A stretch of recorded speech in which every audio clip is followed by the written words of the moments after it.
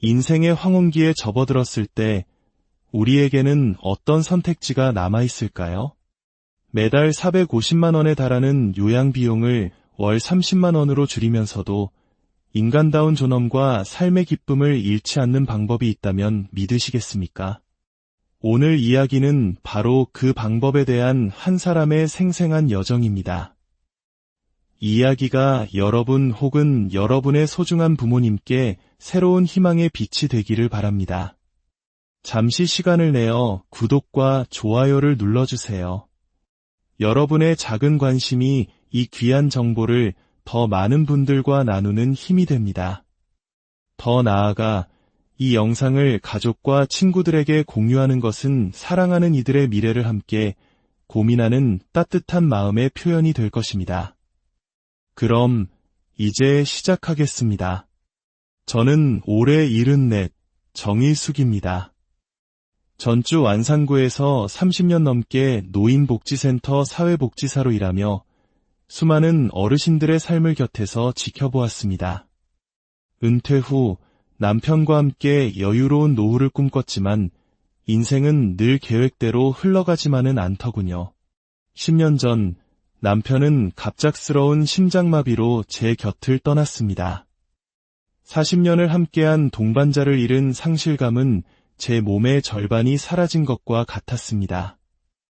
혼자서도 잘 지낼 수 있다고 수없이 다짐하며 10년의 세월을 보냈습니다. 서울에서 가정을 꾸린 딸 윤정이를 걱정시키고 싶지 않았습니다. 하지만 시간의 흐름은 제 몸을 비껴가지 않았습니다. 퇴행성 관절염으로 무릎 수술을 받았고 혼자 지내는 것이 점점 버거워졌습니다. 그러던 어느 날 밤 화장실에 가려다 미끄러져 넘어질 뻔한 아찔한 순간을 겪었습니다. 만약 그대로 넘어져 일어나지 못했다면 누가 나를 발견해 줄까?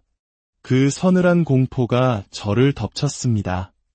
그날 이후 딸 윤정이의 전화가 잦아졌습니다. 그리고 얼마 지나지 않아 딸은 조심스럽게 본론을 꺼냈습니다. 엄마, 이제 요양원 알아보는 게 어때요? 24시간 간호사도 있고 훨씬 안전하잖아요. 딸의 말은 틀리지 않았습니다. 머리로는 이해했지만 마음이 따라주지 않았습니다. 제게 요양원은 삶의 자율성을 포기하는 마지막 공간처럼 느껴졌습니다. 남편과 함께 걷던 산책로, 이웃과 나누던 정겨운 인사, 창가에서 정성껏 가꾸던 화분들, 이 모든 소중한 일상을 포기하고 싶지 않았습니다. 그곳에 들어가는 순간 저는 더 이상 정희숙이라는 한 사람이 아니라 그저 번호로 불리는 할머니가 될 것만 같았습니다. 딸은 그런 저를 위해 다른 제안을 했습니다. 그럼 일단 서울 우리 집에서 한 달만 같이 지내봐요. 천천히 생각해보자고요. 그렇게 저는 작은 캐리어 하나를 끌고 서울 딸의 집으로 향했습니다.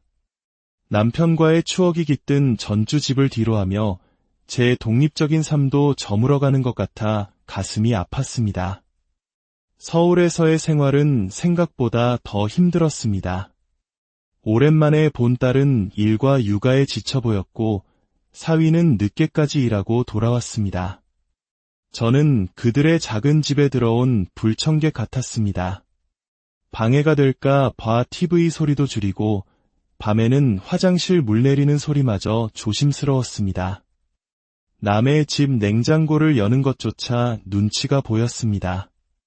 며칠이 지나자 저는 이 집에 보이지 않는 짐이 되고 있음을 깨달았습니다. 어느 날 밤 거실에서 들려오는 부부의 대화가 제 발걸음을 멈추게 했습니다. 요양원 얘기는 언제 꺼낼 거야? 어머님 혼자 계시는 건 위험하잖아. 그래도 상처받으실 거야. 하지만 언젠가는 해야 할 얘기잖아. 또 다른 날에는 딸이 남편에게 힘겹게 말하는 소리를 들었습니다. 솔직히 나 좀 힘들어. 매일 조심해야 하고 민준이도 할머니 말벗 해드려야 한다고 힘들어하더라고. 가슴이 철렁 내려앉았습니다. 사랑하는 딸과 손주에게 부담을 주고 있었던 겁니다. 저는 더 이상 머무를 수 없었습니다. 결국 서울에 온 지 2주 만에 저는 전주 집으로 돌아가기로 결심했습니다. 엄마, 저희는 정말 괜찮아요. 애써 말하는 딸의 눈에서 진심이 아닌 배려를 읽을 수 있었습니다. 전주 집 현관문을 열고 들어서는 순간 익숙한 공기가 저를 감쌌습니다. 비로소 숨통이 트이는 것 같았습니다. 하지만 문제는 다시 원점으로 돌아왔습니다. 이제 어떻게 살아야 할까? 딸은 간병인을 고용해보자고 제안했습니다. 월 450만 원. 제 연금과 모아둔 돈으로는 감당하기 힘든 금액이었지만 달리 방법이 없었습니다. 첫 번째 간병인은 모든 것을 자신의 방식대로 하려 했습니다. 제 식사량부터 TV 채널까지 사사건건 간섭했고 친구들이 찾아와도 옆에서 불편하게 만들어 결국 모두의 발길이 끊기게 했습니다. 제 집이었지만 제 공간이 아니었습니다. 일주일 만에 교체를 요청했습니다. 두 번째 간병인은 조용했지만 너무 활동적이었습니다. 무릎이 아픈 저를 매일같이 산책가자고 졸랐습니다. 집안에만 있는 것이 답답하다는 이유였습니다. 결국 그분도 한 달을 채우지 못하고 그만두었습니다. 낯선 사람과 한 공간에 있는 것은 큰 스트레스였고 무엇보다 매달 통장에서 빠져나가는 450만 원이라는 돈은 제 마음을 무겁게 짓눌렀습니다. 결국 간병인도 포기할 수밖에 없었습니다. 모든 선택지가 막혔다고 생각했을 때 딸은 다시 요양원 이야기를 꺼냈습니다. 엄마, 정말 좋은 곳 알아봤어요. 일주일만 체험해보면 어떨까요? 마치 벼랑 끝에 선 기분으로 저는 마지못해 요양원 시범 입소를 결정했습니다. 깨끗하고 현대적인 시설이었지만 들어서는 순간부터 숨이 막혔습니다. 모든 것이 정해진 시간표대로 움직였습니다. 7시 기상, 8시 아침 식사, 10시 체조 프로그램. 제 방은 4인실이었습니다. 밤새 다른 할머니들의 코 고는 소리와 신음소리에 잠을 설쳤고 낮에는 TV 소리, 사람들의 대화 소리 등 온갖 소음에 시달렸습니다. 식사 시간에는 대부분 저보다 건강이 좋지 않은 분들과 마주 앉아 밥을 넘겨야 했습니다. 그분들의 체념한 듯한 눈빛을 보며 나의 미래도 저 모습일까 하는 두려움이 밀려왔습니다. 사흘째 되던 날밤, 저는 깨달았습니다. 이곳은 삶을 위한 공간이 아니라 삶을 마감하기 위해 기다리는 공간이라는 것을. 돌봄은 있었지만 삶의 기쁨은 없었습니다. 자율성도, 사적인 공간도, 소소한 즐거움도 모두 사라진 곳이었습니다. 저는 일주일을 채우지 못하고 사흘 만에 짐을 쌌습니다. 딸에게 알리지도 않고 택시를 잡아타고 집으로 돌아왔습니다. 현관문을 열고 들어서는 순간 안도감에 눈물이 터져 나왔습니다. 하지만 동시에 깊은 절망감이 저를 덮쳤습니다. 자식의 집도, 간병인도, 요양원도 모두 아니었습니다. 그렇다면 제게 남은 선택은 무엇일까요? 다음 날 아침, 저는 지푸라기라도 잡는 심정으로 주민센터를 찾았습니다. 복지 상담이라도 받아봐야겠다는 생각에서였습니다. 그런데 상담실로 향하던 제 눈에 게시판에 붙어있는 포스터 한 장이 들어왔습니다. 전주시 함께뜰 입주자 모집. 그리고 그 아래 작게 쓰인 문구가 제 심장을 뛰게 했습니다. 혼자지만 혼자가 아닌 삶. 자세히 읽어보니 시에서 운영하는 고령자 공동체 주거 프로그램이었습니다. 각자의 독립된 공간에서 생활하면서 필요할 때는 공동시설을 함께 이용하는 방식이었습니다. 무엇보다 놀라운 것은 비용이었습니다. 보증금 1,500만 원에 월 임대료와 관리비, 식비까지 모두 합쳐 월 30만 원 내에 믿을 수 없는 금액이었습니다. 설명회에 참석한 저는 그곳이 요양원과는 근본적으로 다르다는 것을 알게 되었습니다. 함께뜰은 돌봄이 필요한 분들을 위한 시설이 아니라 스스로 생활이 가능한 어르신들이 독립적인 삶을 유지하면서 공동체의 지원을 받는 공간이었습니다. 내 삶의 방식과 취향을 그대로 유지할 수 있다는 말에 가슴이 뛰었습니다. 실제로 방문한 함께뜰은 밝고 활기찬 분위기였습니다. 1층 공동식당과 휴게실, 작은 도서관에는 요양원에서 보았던 체념의 표정이 아닌 생기 넘치는 어르신들의 웃음소리가 가득했습니다. 그곳에서 만난 김민자 할머니는 제게 말했습니다. 정말 좋은 곳이에요. 여기 오니 내 집이 있으면서도 친구들이 생겨서 너무 좋아요. 저는 그곳에서 희망을 보았습니다. 딸 윤정이도 주말에 내려와 함께 둘러보고는 안심하며 제 결정을 지지해 주었습니다.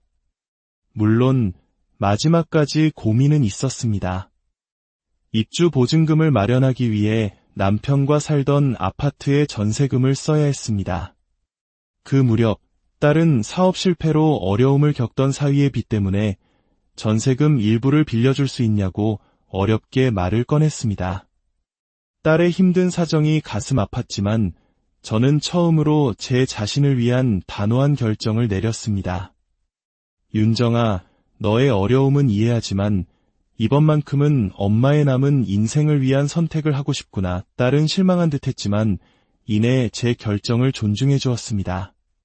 함께뜰에 입주하던 날 옆방에 사는 김민자 할머니가 직접 만든 반찬이라며 따뜻한 저녁을 건네주셨습니다. 오랜만에 느껴보는 이웃의 온기에 코끝이 찡해졌습니다. 이곳에서의 삶은 완전히 새로웠습니다. 아침에는 제 방에서 조용히 커피를 마시며 책을 읽고 오전에는 다른 분들과 함께 체조를 하거나 건강 상담을 받습니다. 오후에는 도서관에서 시간을 보내거나 휴게실에서 이웃들과 수다를 떱니다. 모든 활동은 자유롭게 선택할 수 있어 부담이 없습니다. 어느 날 글씨가 작아 서류 작성을 어려워하는 할머니를 도와드렸습니다. 제가 가진 사회복지사로서의 경험이 누군가에게 도움이 될 수 있다는 사실에 잊고 있던 보람과 기쁨이 다시 살아났습니다. 그 일을 계기로 저는 자연스럽게 함께뜰의 복지 상담사 역할을 맡게 되었습니다. 매주 2번 휴게실에서 어르신들의 서류 작성을 돕고 말버디 되어드리며 때로는 가족 갈등을 중재하기도 합니다. 선생님 덕분에 아들과 화해했어요. 정말 고마워요. 이런 말을 들을 때마다 저는 제가 여전히 쓸모있는 사람이라는 자부심을 느낍니다. 퇴직 후 잃어버렸던 제 삶의 의미를 이곳에서 다시 찾은 것입니다. 저는 이제 더 이상 외롭거나 불안하지 않습니다. 혼자만의 시간을 충분히 누리면서도 문을 열고 나가면 언제든 따뜻한 이웃들이 있습니다. 아플 때는 서로를 챙겨주고 기쁜 일은 함께 나누는 든든한 공동체가 제 곁에 있습니다. 저는 이곳 함께뜰에서 제2의 인생을 살고 있습니다. 자식에게 짐이 되지 않고 요양원에 통제된 삶을 거부하며 월 30만 원이라는 합리적인 비용으로 존엄과 자유, 그리고 따뜻한 공동체 안에서 행복한 노년을 보내고 있습니다. 이 이야기가 인생의 황혼기를 앞두고 고민하는 모든 분들에게 새로운 길을 제시하는 작은 등불이 되기를 진심으로 바랍니다. 우리 사회가 어르신들의 존엄한 삶을 위해 더 다양한 선택지를 고민하고 만들어 인생의 황혼기에 접어들었을 때 우리에게는 어떤 선택지가 남아있을까요? 매달 450만 원에 달하는 요양비용을 월 30만 원으로 줄이면서도 인간다운 존엄과 삶의 기쁨을 잃지 않는 방법이 있다면 믿으시겠습니까? 오늘 이야기는 바로 그 방법에 대한 한 사람의 생생한 여정입니다. 이 이야기가 여러분 혹은 여러분의 소중한 부모님께 새로운 희망의 빛이 되기를 바랍니다. 잠시 시간을 내어 구독과 좋아요를 눌러주세요. 여러분의 작은 관심이 이 귀한 정보를 더 많은 분들과 나누는 힘이 됩니다. 더 나아가 이 영상을 가족과 친구들에게 공유하는 것은 사랑하는 이들의 미래를 함께 고민하는 따뜻한 마음의 표현이 될 것입니다. 그럼 이제 시작하겠습니다. 저는 올해 74, 정일숙입니다. 전주 완산구에서 30년 넘게 노인복지센터 사회복지사로 일하며 수많은 어르신들의 삶을 곁에서 지켜보았습니다. 은퇴 후 남편과 함께 여유로운 노후를 꿈꿨지만 인생은 늘 계획대로 흘러가지만은 않더군요. 10년 전 남편은 갑작스러운 심장마비로 제 곁을 떠났습니다. 40년을 함께한 동반자를 잃은 상실감은 제 몸의 절반이 사라진 것과 같았습니다. 혼자서도 잘 지낼 수 있다고 수없이 다짐하며 10년의 세월을 보냈습니다. 서울에서 가정을 꾸린 딸 윤정이를 걱정시키고 싶지 않았습니다. 하지만 시간의 흐름은 제 몸을 비껴가지 않았습니다. 퇴행성 관절염으로 무릎 수술을 받았고 혼자 지내는 것이 점점 버거워졌습니다. 그러던 어느 날 밤 화장실에 가려다 미끄러져 넘어질 뻔한 아찔한 순간을 겪었습니다. 만약 그대로 넘어져 일어나지 못했다면 누가 나를 발견해 줄까? 그 서늘한 공포가 저를 덮쳤습니다. 그날 이후 딸 윤정이의 전화가 잦아졌습니다. 그리고 얼마 지나지 않아 딸은 조심스럽게 본론을 꺼냈습니다. 엄마, 이제 요양원 알아보는 게 어때요? 24시간 간호사도 있고 훨씬 안전하잖아요. 딸의 말은 틀리지 않았습니다. 머리로는 이해했지만 마음이 따라주지 않았습니다. 제게 요양원은 삶의 자율성을 포기하는 마지막 공간처럼 느껴졌습니다. 남편과 함께 걷던 산책로, 이웃과 나누던 정겨운 인사, 창가에서 정성껏 가꾸던 화분들, 이 모든 소중한 일상을 포기하고 싶지 않았습니다. 그곳에 들어가는 순간 저는 더 이상 정희숙이라는 한 사람이 아니라 그저 번호로 불리는 할머니가 될 것만 같았습니다. 딸은 그런 저를 위해 다른 제안을 했습니다. 그럼 일단 서울 우리 집에서 한 달만 같이 지내봐요. 천천히 생각해보자고요. 그렇게 저는 작은 캐리어 하나를 끌고 서울 딸의 집으로 향했습니다. 남편과의 추억이 깃든 전주 집을 뒤로하며 제 독립적인 삶도 저물어가는 것 같아 가슴이 아팠습니다. 서울에서의 생활은 생각보다 더 힘들었습니다. 오랜만에 본 딸은 일과 육아에 지쳐 보였고 사위는 늦게까지 일하고 돌아왔습니다. 저는 그들의 작은 집에 들어온 불청객 같았습니다. 방해가 될까 봐 TV 소리도 줄이고 밤에는 화장실 물 내리는 소리마저 조심스러웠습니다. 남의 집 냉장고를 여는 것조차 눈치가 보였습니다. 며칠이 지나자 저는 이 집에 보이지 않는 짐이 되고 있음을 깨달았습니다. 어느 날 밤 거실에서 들려오는 부부의 대화가 제 발걸음을 멈추게 했습니다. 요양원 얘기는 언제 꺼낼 거야? 어머님 혼자 계시는 건 위험하잖아. 그래도 상처받으실 거야. 하지만 언젠가는 해야 할 얘기잖아. 또 다른 날에는 딸이 남편에게 힘겹게 말하는 소리를 들었습니다. 솔직히 나 좀 힘들어. 매일 조심해야 하고 민준이도 할머니 말벗 해드려야 한다고 힘들어하더라고. 가슴이 철렁 내려앉았습니다. 사랑하는 딸과 손주에게 부담을 주고 있었던 겁니다. 저는 더 이상 머무를 수 없었습니다. 결국 서울에 온 지 2주 만에 저는 전주집으로 돌아가기로 결심했습니다. 엄마, 저희는 정말 괜찮아요. 애써 말하는 딸의 눈에서 진심이 아닌 배려를 읽을 수 있었습니다. 전주 집 현관문을 열고 들어서는 순간 익숙한 공기가 저를 감쌌습니다. 비로소 숨통이 트이는 것 같았습니다. 하지만 문제는 다시 원점으로 돌아왔습니다. 이제 어떻게 살아야 할까?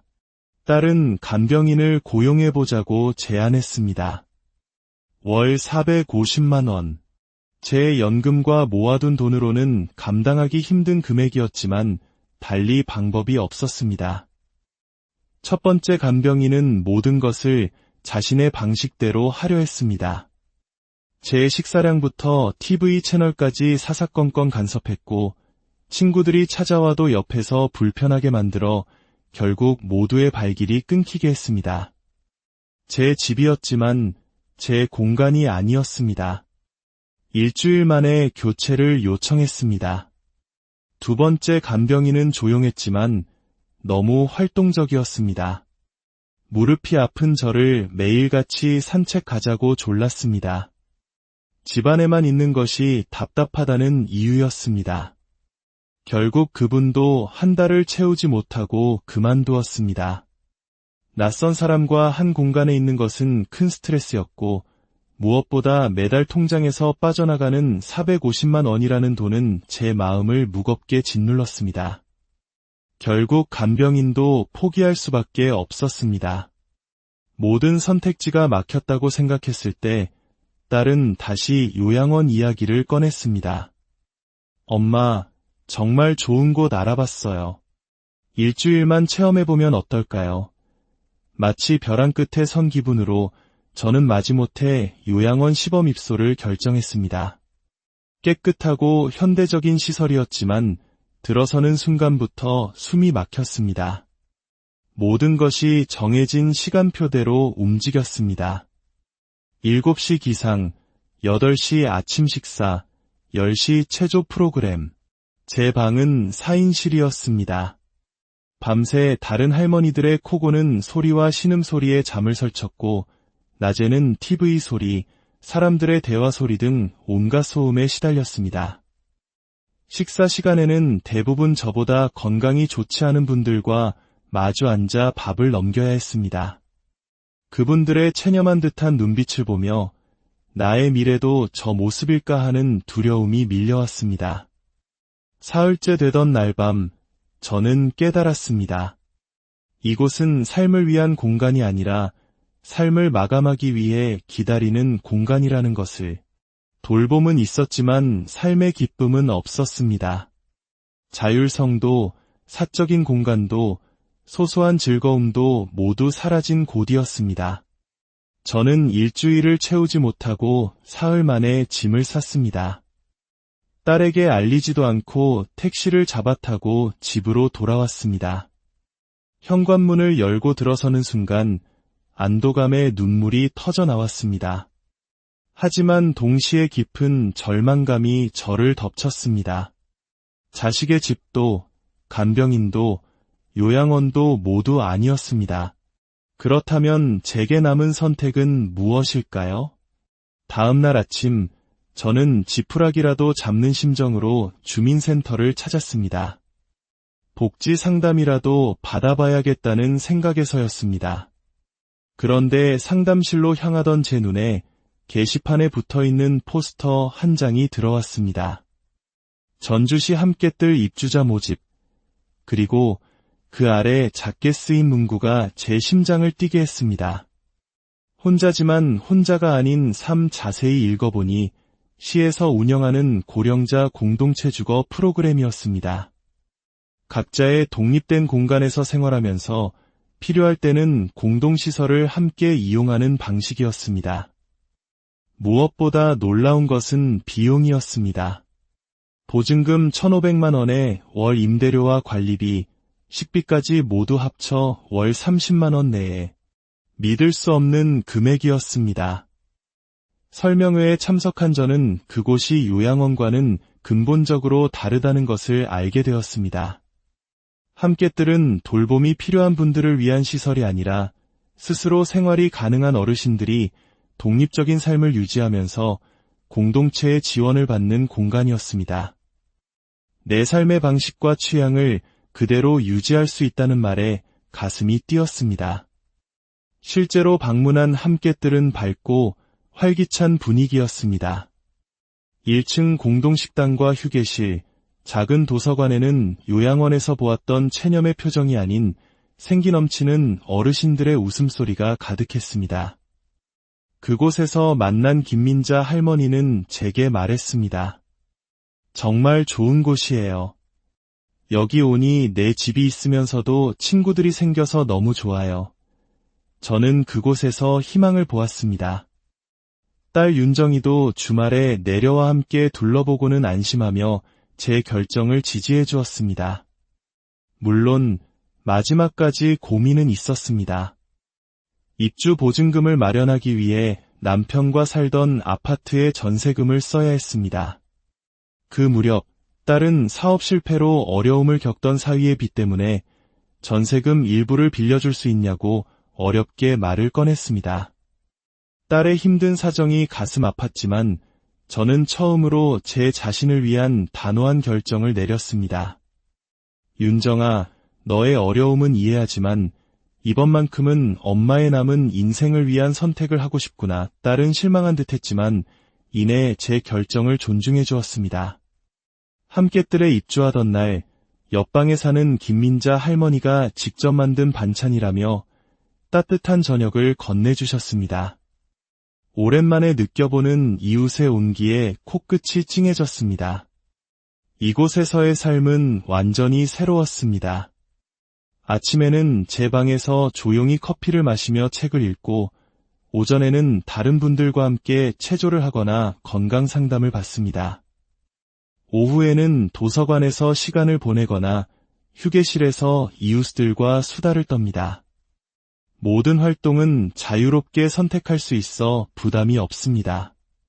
어느 날 글씨가 작아 서류 작성을 어려워하는 할머니를 도와드렸습니다.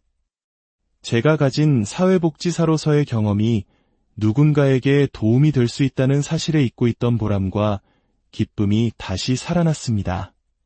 그 일을 계기로 저는 자연스럽게 함께뜰의 복지 상담사 역할을 맡게 되었습니다. 매주 2번 휴게실에서 어르신들의 서류 작성을 돕고 말버디 되어드리며 때로는 가족 갈등을 중재하기도 합니다. 선생님 덕분에 아들과 화해했어요. 정말 고마워요. 이런 말을 들을 때마다 저는 제가 여전히 쓸모있는 사람이라는 자부심을 느낍니다. 퇴직 후 잃어버렸던 제 삶의 의미를 이곳에서 다시 찾은 것입니다. 저는 이제 더 이상 외롭거나 불안하지 않습니다. 혼자만의 시간을 충분히 누리면서도 문을 열고 나가면 언제든 따뜻한 이웃들이 있습니다. 아플 때는 서로를 챙겨주고 기쁜 일은 함께 나누는 든든한 공동체가 제 곁에 있습니다. 저는 이곳 함께뜰에서 제2의 인생을 살고 있습니다. 자식에게 짐이 되지 않고 요양원에 통제된 삶을 거부하며 월 30만 원이라는 합리적인 비용으로 존엄과 자유, 그리고 따뜻한 공동체 안에서 행복한 노년을 보내고 있습니다. 이 이야기가 인생의 황혼기를 앞두고 고민하는 모든 분들에게 새로운 길을 제시하는 작은 등불이 되기를 진심으로 바랍니다. 우리 사회가 어르신들의 존엄한 삶을 위해 더 다양한 선택지를 고민하고 만들어 인생의 황혼기에 접어들었을 때 우리에게는 어떤 선택지가 남아있을까요? 매달 450만 원에 달하는 요양 비용을 월 30만 원으로 줄이면서도 인간다운 존엄과 삶의 기쁨을 잃지 않는 방법이 있다면 믿으시겠습니까? 오늘 이야기는 바로 그 방법에 대한 한 사람의 생생한 여정입니다. 이 이야기가 여러분 혹은 여러분의 소중한 부모님께 새로운 희망의 빛이 되기를 바랍니다. 잠시 시간을 내어 구독과 좋아요를 눌러주세요. 여러분의 작은 관심이 이 귀한 정보를 더 많은 분들과 나누는 힘이 됩니다. 더 나아가 이 영상을 가족과 친구들에게 공유하는 것은 사랑하는 이들의 미래를 함께 고민하는 따뜻한 마음의 표현이 될 것입니다. 그럼 이제 시작하겠습니다. 저는 올해 74, 정일숙입니다. 전주 완산구에서 30년 넘게 노인복지센터 사회복지사로 일하며 수많은 어르신들의 삶을 곁에서 지켜보았습니다. 은퇴 후 남편과 함께 여유로운 노후를 꿈꿨지만 인생은 늘 계획대로 흘러가지만은 않더군요. 10년 전 남편은 갑작스러운 심장마비로 제 곁을 떠났습니다.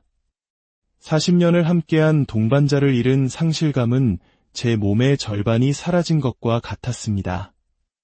혼자서도 잘 지낼 수 있다고 수없이 다짐하며 10년의 세월을 보냈습니다. 서울에서 가정을 꾸린 딸 윤정이를 걱정시키고 싶지 않았습니다. 하지만 시간의 흐름은 제 몸을 비껴가지 않았습니다.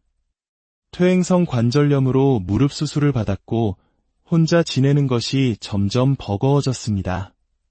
그러던 어느 날 밤 화장실에 가려다 미끄러져 넘어질 뻔한 아찔한 순간을 겪었습니다. 만약 그대로 넘어져 일어나지 못했다면 누가 나를 발견해 줄까? 그 서늘한 공포가 저를 덮쳤습니다. 그날 이후 딸 윤정이의 전화가 잦아졌습니다. 그리고 얼마 지나지 않아 딸은 조심스럽게 본론을 꺼냈습니다. 엄마, 이제 요양원 알아보는 게 어때요? 24시간 간호사도 있고 훨씬 안전하잖아요. 딸의 말은 틀리지 않았습니다. 머리로는 이해했지만 마음이 따라주지 않았습니다. 제게 요양원은 삶의 자율성을 포기하는 마지막 공간처럼 느껴졌습니다. 남편과 함께 걷던 산책로, 이웃과 나누던 정겨운 인사, 창가에서 정성껏 가꾸던 화분들, 이 모든 소중한 일상을 포기하고 싶지 않았습니다. 그곳에 들어가는 순간 저는 더 이상 정희숙이라는 한 사람이 아니라 그저 번호로 불리는 할머니가 될 것만 같았습니다.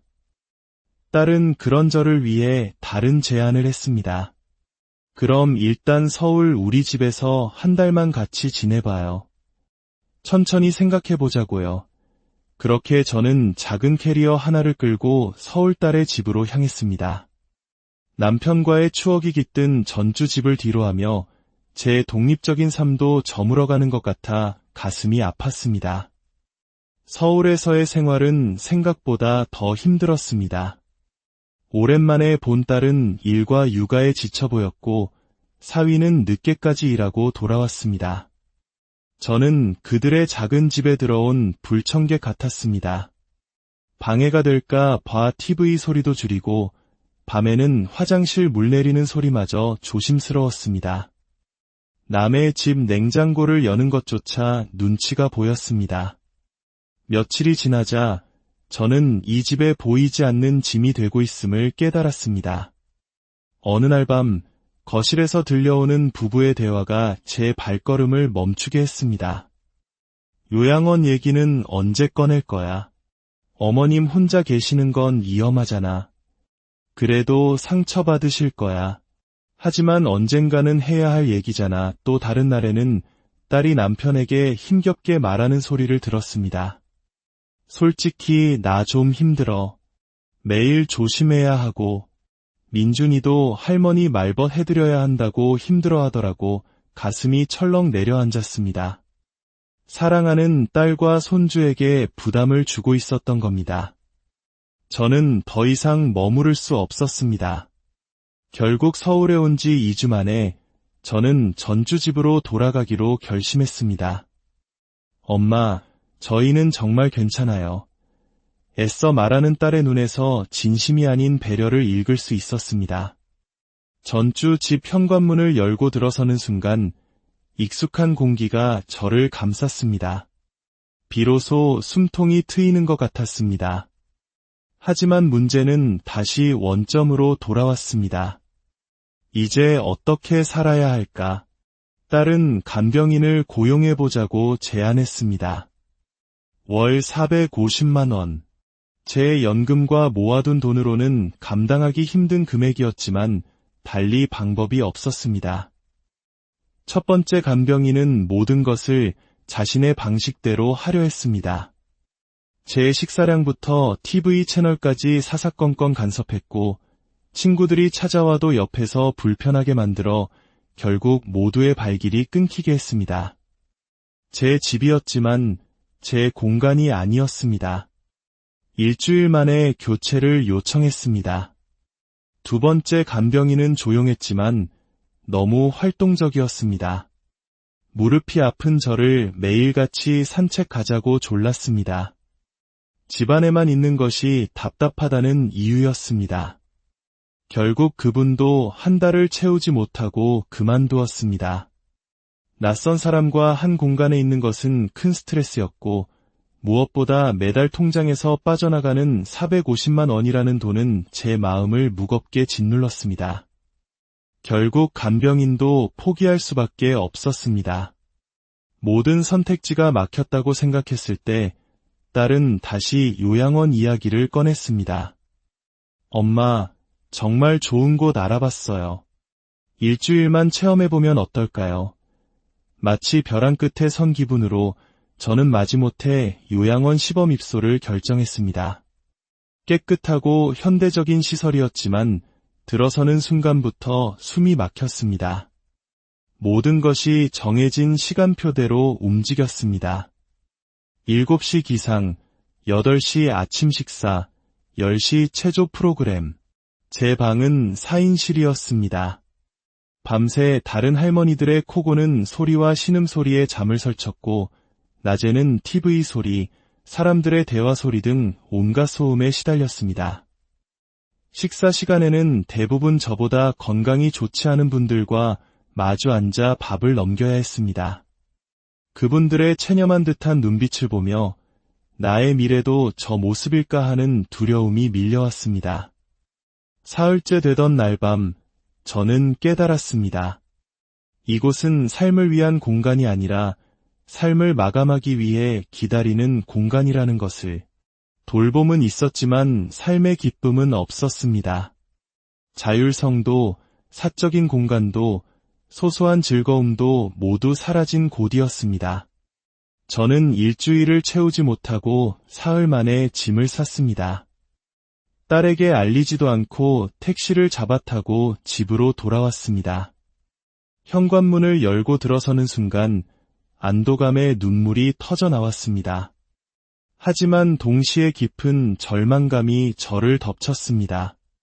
자식의 집도, 간병인도, 요양원도 모두 아니었습니다. 그렇다면 제게 남은 선택은 무엇일까요?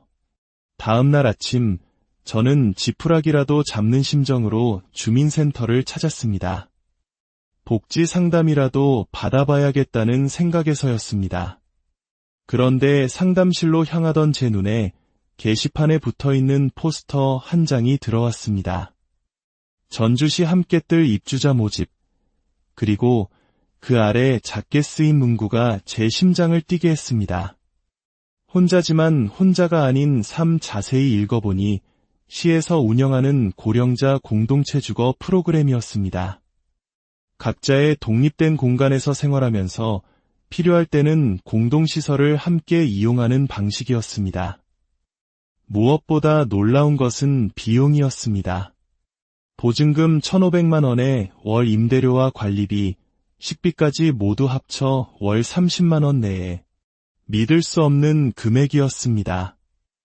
설명회에 참석한 저는 그곳이 요양원과는 근본적으로 다르다는 것을 알게 되었습니다. 함께뜰은 돌봄이 필요한 분들을 위한 시설이 아니라 스스로 생활이 가능한 어르신들이 독립적인 삶을 유지하면서 공동체의 지원을 받는 공간이었습니다. 내 삶의 방식과 취향을 그대로 유지할 수 있다는 말에 가슴이 뛰었습니다. 실제로 방문한 함께뜰은 밝고 활기찬 분위기였습니다. 1층 공동식당과 휴게실, 작은 도서관에는 요양원에서 보았던 체념의 표정이 아닌 생기 넘치는 어르신들의 웃음소리가 가득했습니다. 그곳에서 만난 김민자 할머니는 제게 말했습니다. 정말 좋은 곳이에요. 여기 오니 내 집이 있으면서도 친구들이 생겨서 너무 좋아요. 저는 그곳에서 희망을 보았습니다. 딸 윤정이도 주말에 내려와 함께 둘러보고는 안심하며 제 결정을 지지해 주었습니다. 물론 마지막까지 고민은 있었습니다. 입주 보증금을 마련하기 위해 남편과 살던 아파트의 전세금을 써야 했습니다. 그 무렵 딸은 사업 실패로 어려움을 겪던 사위의 빚 때문에 전세금 일부를 빌려줄 수 있냐고 어렵게 말을 꺼냈습니다. 딸의 힘든 사정이 가슴 아팠지만 저는 처음으로 제 자신을 위한 단호한 결정을 내렸습니다. 윤정아, 너의 어려움은 이해하지만 이번만큼은 엄마의 남은 인생을 위한 선택을 하고 싶구나. 딸은 실망한 듯했지만 이내 제 결정을 존중해 주었습니다. 함께 뜰에 입주하던 날 옆방에 사는 김민자 할머니가 직접 만든 반찬이라며 따뜻한 저녁을 건네주셨습니다. 오랜만에 느껴보는 이웃의 온기에 코끝이 찡해졌습니다. 이곳에서의 삶은 완전히 새로웠습니다. 아침에는 제 방에서 조용히 커피를 마시며 책을 읽고 오전에는 다른 분들과 함께 체조를 하거나 건강 상담을 받습니다. 오후에는 도서관에서 시간을 보내거나 휴게실에서 이웃들과 수다를 떱니다. 모든 활동은 자유롭게 선택할 수 있어 부담이 없습니다. 어느 날 글씨가 작아 서류 작성을 어려워하는 할머니를 도와드렸습니다. 제가 가진 사회복지사로서의 경험이 누군가에게 도움이 될 수 있다는 사실에 잊고 있던 보람과 기쁨이 다시 살아났습니다.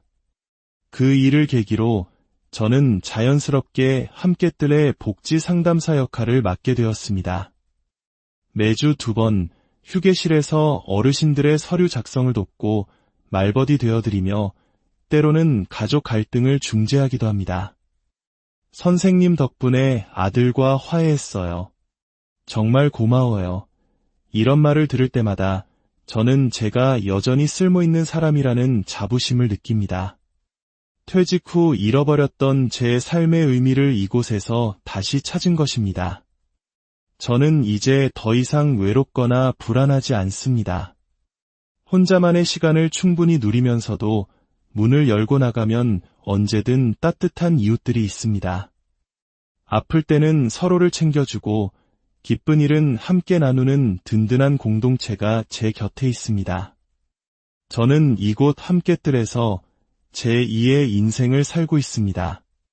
자식에게 짐이 되지 않고 요양원에 통제된 삶을 거부하며 월 30만 원이라는 합리적인 비용으로 존엄과 자유, 그리고 따뜻한 공동체 안에서 행복한 노년을 보내고 있습니다. 이 이야기가 인생의 황혼기를 앞두고 고민하는 모든 분들에게 새로운 길을 제시하는 작은 등불이 되기를 진심으로 바랍니다. 우리 사회가 어르신들의 존엄한 삶을 위해 더 다양한 선택지를 고민하고 만들어 인생의 황혼기에 접어들었을 때 우리에게는 어떤 선택지가 남아있을까요? 매달 450만 원에 달하는 요양비용을 월 30만 원으로 줄이면서도 인간다운 존엄과 삶의 기쁨을 잃지 않는 방법이 있다면 믿으시겠습니까? 오늘 이야기는 바로 그 방법에 대한 한 사람의 생생한 여정입니다. 이 이야기가 여러분 혹은 여러분의 소중한 부모님께 새로운 희망의 빛이 되기를 바랍니다. 잠시 시간을 내어 구독과 좋아요를 눌러주세요. 여러분의 작은 관심이 이 귀한 정보를 더 많은 분들과 나누는 힘이 됩니다. 더 나아가 이 영상을 가족과 친구들에게 공유하는 것은 사랑하는 이들의 미래를 함께 고민하는 따뜻한 마음의 표현이 될 것입니다. 그럼 이제 시작하겠습니다. 저는 올해 74, 정일숙입니다. 전주 완산구에서 30년 넘게 노인복지센터 사회복지사로 일하며 수많은 어르신들의 삶을 곁에서 지켜보았습니다. 은퇴 후 남편과 함께 여유로운 노후를 꿈꿨지만 인생은 늘 계획대로 흘러가지만은 않더군요. 10년 전 남편은 갑작스러운 심장마비로 제 곁을 떠났습니다. 40년을 함께한 동반자를 잃은 상실감은 제 몸의 절반이 사라진 것과 같았습니다. 혼자서도 잘 지낼 수 있다고 수없이 다짐하며 10년의 세월을 보냈습니다. 서울에서 가정을 꾸린 딸 윤정이를 걱정시키고 싶지 않았습니다. 하지만 시간의 흐름은 제 몸을 비껴가지 않았습니다. 퇴행성 관절염으로 무릎 수술을 받았고 혼자 지내는 것이 점점 버거워졌습니다. 그러던 어느 날 밤 화장실에 가려다 미끄러져 넘어질 뻔한 아찔한 순간을 겪었습니다. 만약 그대로 넘어져 일어나지 못했다면 누가 나를 발견해 줄까? 그 서늘한 공포가 저를 덮쳤습니다. 그날 이후 딸 윤정이의 전화가 잦아졌습니다. 그리고 얼마 지나지 않아 딸은 조심스럽게 본론을 꺼냈습니다. 엄마, 이제 요양원 알아보는 게 어때요? 24시간 간호사도 있고 훨씬 안전하잖아요.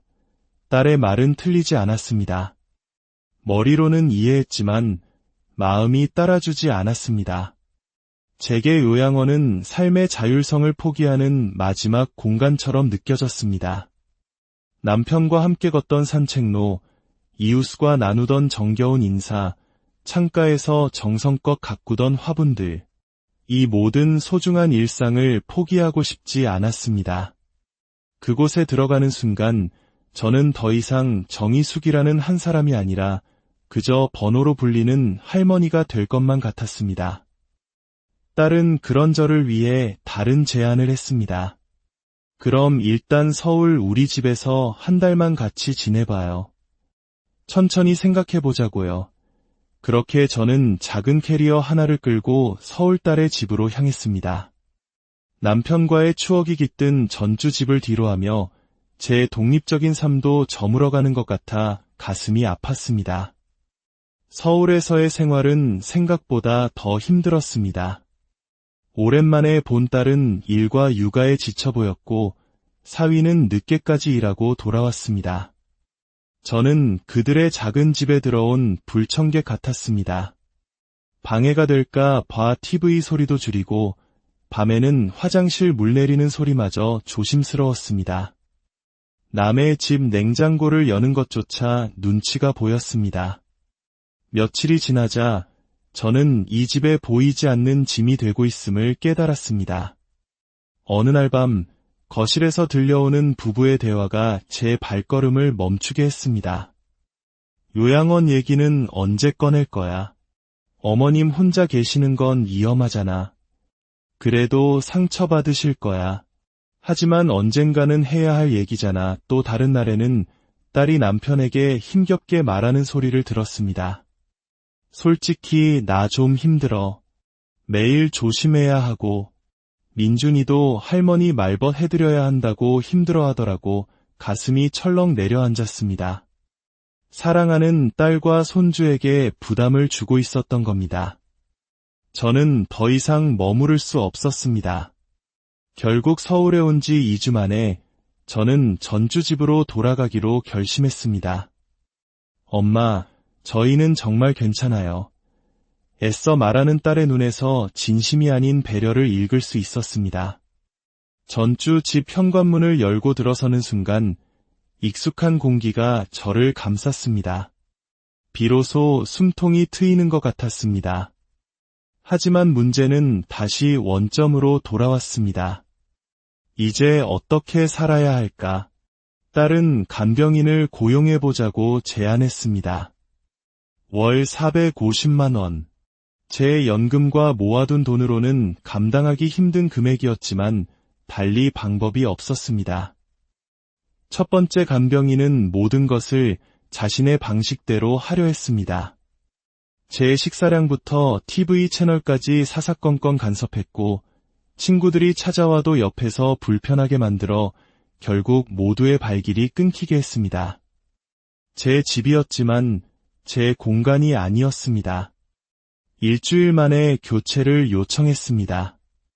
두 번째 간병인은 조용했지만 너무 활동적이었습니다. 무릎이 아픈 저를 매일같이 산책 가자고 졸랐습니다. 집안에만 있는 것이 답답하다는 이유였습니다. 결국 그분도 한 달을 채우지 못하고 그만두었습니다. 낯선 사람과 한 공간에 있는 것은 큰 스트레스였고 무엇보다 매달 통장에서 빠져나가는 450만 원이라는 돈은 제 마음을 무겁게 짓눌렀습니다. 결국 간병인도 포기할 수밖에 없었습니다.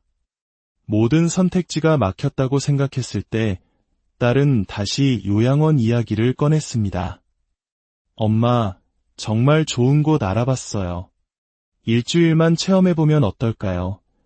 마치 벼랑 끝에 선 기분으로 저는 마지못해 요양원 시범 입소를 결정했습니다. 깨끗하고 현대적인 시설이었지만 들어서는 순간부터 숨이 막혔습니다. 모든 것이 정해진 시간표대로 움직였습니다. 7시 기상, 8시 아침 식사, 10시 체조 프로그램. 제 방은 4인실이었습니다. 밤새 다른 할머니들의 코 고는 소리와 신음소리에 잠을 설쳤고, 낮에는 TV 소리, 사람들의 대화 소리 등 온갖 소음에 시달렸습니다. 식사 시간에는 대부분 저보다 건강이 좋지 않은 분들과 마주 앉아 밥을 넘겨야 했습니다. 그분들의 체념한 듯한 눈빛을 보며 나의 미래도 저 모습일까 하는 두려움이 밀려왔습니다. 사흘째 되던 날밤, 저는 깨달았습니다. 이곳은 삶을 위한 공간이 아니라 삶을 마감하기 위해 기다리는 공간이라는 것을. 돌봄은 있었지만 삶의 기쁨은 없었습니다. 자율성도, 사적인 공간도, 소소한 즐거움도 모두 사라진 곳이었습니다. 저는 일주일을 채우지 못하고 사흘 만에 짐을 쌌습니다. 딸에게 알리지도 않고 택시를 잡아타고 집으로 돌아왔습니다. 현관문을 열고 들어서는 순간 안도감에 눈물이 터져 나왔습니다. 하지만 동시에 깊은 절망감이 저를 덮쳤습니다. 자식의 집도, 간병인도, 요양원도 모두 아니었습니다. 그렇다면 제게 남은 선택은 무엇일까요? 다음 날 아침, 저는 지푸라기라도 잡는 심정으로 주민센터를 찾았습니다. 복지 상담이라도 받아봐야겠다는 생각에서였습니다. 그런데 상담실로 향하던 제 눈에 게시판에 붙어있는 포스터 한 장이 들어왔습니다. 전주시 함께뜰 입주자 모집. 그리고 그 아래 작게 쓰인 문구가 제 심장을 뛰게 했습니다. 혼자지만 혼자가 아닌 삶. 자세히 읽어보니 시에서 운영하는 고령자 공동체 주거 프로그램이었습니다. 각자의 독립된 공간에서 생활하면서 필요할 때는 공동시설을 함께 이용하는 방식이었습니다. 무엇보다 놀라운 것은 비용이었습니다. 보증금 1,500만 원에 월 임대료와 관리비, 식비까지 모두 합쳐 월 30만 원 내에.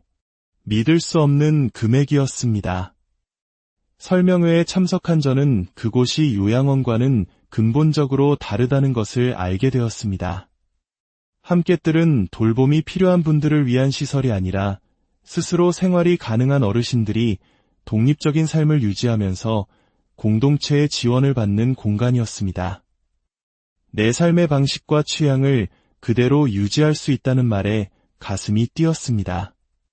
실제로 방문한 함께뜰은 밝고 활기찬 분위기였습니다. 1층 공동식당과 휴게실, 작은 도서관에는 요양원에서 보았던 체념의 표정이 아닌 생기 넘치는 어르신들의 웃음소리가 가득했습니다. 그곳에서 만난 김민자 할머니는 제게 말했습니다. 정말 좋은 곳이에요. 여기 오니 내 집이 있으면서도 친구들이 생겨서 너무 좋아요. 저는 그곳에서 희망을 보았습니다. 딸 윤정이도 주말에 내려와 함께 둘러보고는 안심하며 제 결정을 지지해 주었습니다. 물론 마지막까지 고민은 있었습니다. 입주 보증금을 마련하기 위해 남편과 살던 아파트의 전세금을 써야 했습니다. 그 무렵 딸은 사업 실패로 어려움을 겪던 사위의 빚 때문에 전세금 일부를 빌려줄 수 있냐고 어렵게 말을 꺼냈습니다. 딸의 힘든 사정이 가슴 아팠지만 저는 처음으로 제 자신을 위한 단호한 결정을 내렸습니다. 윤정아, 너의 어려움은 이해하지만 이번만큼은 엄마의 남은 인생을 위한 선택을 하고 싶구나. 딸은 실망한 듯했지만 이내 제 결정을 존중해 주었습니다. 함께뜰에 입주하던 날 옆방에 사는 김민자 할머니가 직접 만든 반찬이라며 따뜻한 저녁을 건네주셨습니다. 오랜만에 느껴보는 이웃의 온기에 코끝이 찡해졌습니다. 이곳에서의 삶은 완전히 새로웠습니다. 아침에는 제 방에서 조용히 커피를 마시며 책을 읽고, 오전에는 다른 분들과 함께 체조를 하거나 건강 상담을 받습니다. 오후에는 도서관에서 시간을 보내거나 휴게실에서 이웃들과 수다를 떱니다. 모든 활동은 자유롭게 선택할 수 있어 부담이 없습니다. 어느 날 글씨가 작아 서류 작성을 어려워하는 할머니를 도와드렸습니다. 제가 가진 사회복지사로서의 경험이 누군가에게 도움이 될 수 있다는 사실에 잊고 있던 보람과 기쁨이 다시 살아났습니다. 그 일을 계기로 저는 자연스럽게 함께뜰의 복지 상담사 역할을 맡게 되었습니다. 매주 2번 휴게실에서 어르신들의 서류 작성을 돕고 말버디 되어드리며 때로는 가족 갈등을 중재하기도 합니다. 선생님 덕분에 아들과 화해했어요. 정말 고마워요. 이런 말을 들을 때마다 저는 제가 여전히 쓸모있는 사람이라는 자부심을 느낍니다. 퇴직 후 잃어버렸던 제 삶의 의미를 이곳에서 다시 찾은 것입니다. 저는 이제 더 이상 외롭거나 불안하지 않습니다. 혼자만의 시간을 충분히 누리면서도 문을 열고 나가면 언제든 따뜻한 이웃들이 있습니다. 아플 때는 서로를 챙겨주고 기쁜 일은 함께 나누는 든든한 공동체가 제 곁에 있습니다. 저는 이곳 함께뜰에서 제2의 인생을 살고 있습니다. 자식에게 짐이 되지 않고 요양원에 통제된 삶을 거부하며 월 30만 원이라는 합리적인 비용으로 존엄과 자유, 그리고 따뜻한 공동체 안에서 행복한 노년을 보내고 있습니다. 이 이야기가 인생의 황혼기를 앞두고 고민하는 모든 분들에게 새로운 길을 제시하는 작은 등불이 되기를 진심으로 바랍니다. 우리 사회가 어르신들의 존엄한 삶을 위해 더 다양한 선택지를 고민하고 만들어 인생의 황혼기에 접어들었을 때 우리에게는 어떤 선택지가 남아있을까요? 매달 450만 원에 달하는 요양비용을 월 30만 원으로 줄이면서도 인간다운 존엄과 삶의 기쁨을 잃지 않는 방법이 있다면 믿으시겠습니까? 오늘 이야기는 바로 그 방법에 대한 한 사람의 생생한 여정입니다. 이 이야기가 여러분 혹은 여러분의 소중한 부모님께 새로운 희망의 빛이 되기를 바랍니다. 잠시 시간을 내어 구독과 좋아요를 눌러주세요. 여러분의 작은 관심이 이 귀한 정보를 더 많은 분들과 나누는 힘이 됩니다. 더 나아가 이 영상을 가족과 친구들에게 공유하는 것은 사랑하는 이들의 미래를 함께 고민하는 따뜻한 마음의 표현이 될 것입니다. 그럼 이제 시작하겠습니다. 저는 올해 74, 정일숙입니다. 전주 완산구에서 30년 넘게 노인복지센터 사회복지사로 일하며 수많은 어르신들의 삶을 곁에서 지켜보았습니다. 은퇴 후 남편과 함께 여유로운 노후를 꿈꿨지만 인생은 늘 계획대로 흘러가지만은 않더군요. 10년 전 남편은 갑작스러운 심장마비로 제 곁을 떠났습니다. 40년을 함께한 동반자를 잃은 상실감은 제 몸의 절반이 사라진 것과 같았습니다. 혼자서도 잘 지낼 수 있다고 수없이 다짐하며 10년의 세월을 보냈습니다. 서울에서 가정을 꾸린 딸 윤정이를 걱정시키고 싶지 않았습니다. 하지만 시간의 흐름은 제 몸을 비껴가지 않았습니다. 퇴행성 관절염으로 무릎 수술을 받았고 혼자 지내는 것이 점점 버거워졌습니다. 그러던 어느 날 밤 화장실에 가려다 미끄러져 넘어질 뻔한 아찔한 순간을 겪었습니다. 만약 그대로 넘어져 일어나지 못했다면 누가 나를 발견해 줄까? 그 서늘한 공포가 저를 덮쳤습니다. 그날 이후 딸 윤정이의 전화가 잦아졌습니다. 그리고 얼마 지나지 않아 딸은 조심스럽게 본론을 꺼냈습니다. 엄마, 이제 요양원 알아보는 게 어때요? 24시간 간호사도 있고 훨씬 안전하잖아요. 딸의 말은 틀리지 않았습니다. 머리로는 이해했지만 마음이 따라주지 않았습니다. 제게 요양원은 삶의 자율성을 포기하는 마지막 공간처럼